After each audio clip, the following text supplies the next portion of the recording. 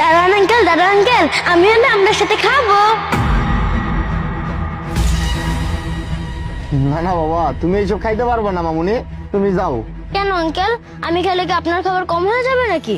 না না, এমন কিছু না। আসলে হইতেছে কি, আমি তো গরিব মানুষ, দারোয়ানের চাকরি করি। আমগো লাগে তোমার মতো একটা বড় লোকের মাইয়া খাইবো, এটা কেমন দেখায় না?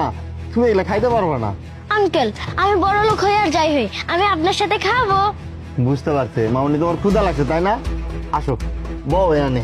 ভাবি, তুমি দেখো না লিয়ানাই ছোট লোকটার সাথে খাবার খাবে বলতেছে। লিয়ানা, এসব কি হচ্ছে? হ্যাঁ, এইসব ছোট লোক দারোয়ানদের সাথে বলছি না তোমাকে কথা বলতে বারণ করছি না, আর সেখানে তুমি এসে বলতেছো এই ছোট লোক দারোয়ানের সাথে তুমি খাবার খাবে। তুমি কি জানো না হ্যাঁ এদের সাথে ঠিক মতো বসতে হয় না, কথা বলতে হয় না, আর সেখানে তুমি খাবার খাবে? মা, আমার তো খুব ক্ষুধা লাগছে, তুমি কাজ করতেছিলা, তাই আমি দাঁড়ান আঙ্কেলের সাথে খেতে চাইছিলাম। আরে আজব তো! হ্যাঁ, ক্ষুধা লাগছে তো আমাকে বলতে পারতা, আমি আমার কাজ রেখে তোমার জন্য খাবার রেডি করতাম। তাই না করে তুমি কি করলে? হ্যাঁ, এই দারোয়ানটার কাছে এসে তুমি বলতেছো তার সাথে খাবার খাবে। তোমাকে আমি কতবার করে বলছিলাম এসব দারোয়ানের সাথে বেশি কথাবার্তা বলবা না। মা, আঙ্কেল গরিব বলে কি আঙ্কেলের সাথে আমরা খেতে পারবো না? শোনো, তোমাকে আগেও বলছি আর আজকেও বলছি, কথাটা সুন্দর মতো করে কান দিয়ে মাথায় ঢুকিয়ে নাও।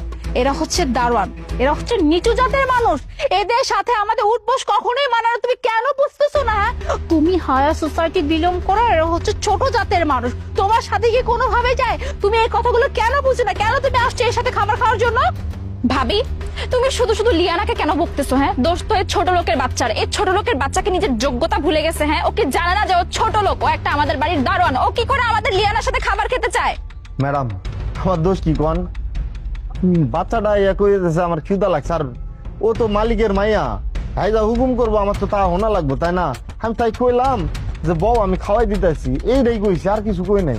ও আচ্ছা, তোকে খাবার খাওয়ার কথা বললো আর তুই রাজি হয়ে গেলি তা না? তোর এই ময়লা হাতে তুই আমাদের লিয়ানাকে খাবার খাইয়ে দিতে চেয়েছিস তাই না? ইচ্ছে করছে কি জানো, তোকে লাথি মেরে জব থেকে বের করে দিই। না না ম্যাডাম, আমার এইরকম ভুল আর কখনো হইব না, আমার এবারের মতো মাফ করে দেন, এইরকম ভুল আর আমি কখনো করবো না। কি হচ্ছে এখানে? ও তো সামান্য খাবারই খেতে চেয়েছে, এভাবে বকার কি আছে?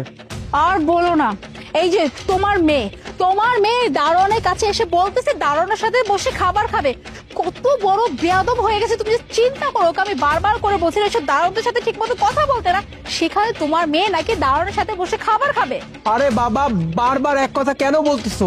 যেখানে আমি নিজে মাঝে মধ্যে ওর সঙ্গে বসে খাবার খাই, সেখানে ইয়ানা যদি ওর সঙ্গে বসে খাবার খেয়েও ফেলে তাতে ক্ষতি কিসের? হোয়াট? সাথী দেখো তুমি কি বলতেছো? হ্যাঁ, তুমিও মাঝে মাঝে দারোয়ানের সাথে বসে খাবার খাও মানে? তাহলে আমি যে বাসায় এত রান্না বান্না করি কাদের জন্য করি? হ্যাঁ, তোমাদের জন্যই তো করি তাই না?